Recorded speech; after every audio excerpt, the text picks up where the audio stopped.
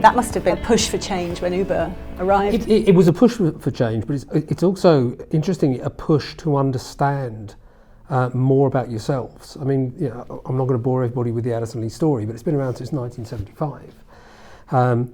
It was doing innovative stuff and disrupting its market long before a platform player comes in.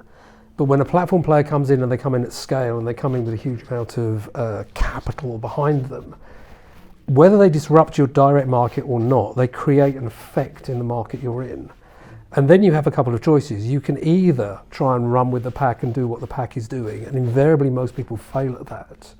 Or you can double down on the things that you're actually supposed to be good at, the things that were your original core purpose to be in the market.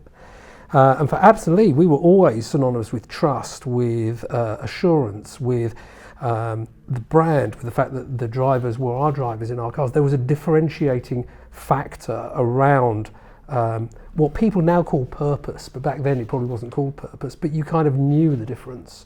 And so if you double down on that in times of disruption, it can help you.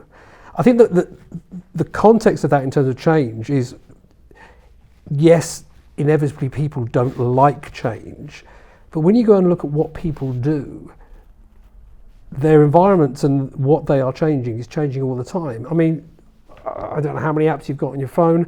When was the last time that app came with a manual? It changes probably every day. I've had an expenses app change on my phone. It has changed the user interface, the colors, the designs, the processes. The expectation for me as a consumer of that app is I am just going to adapt to it.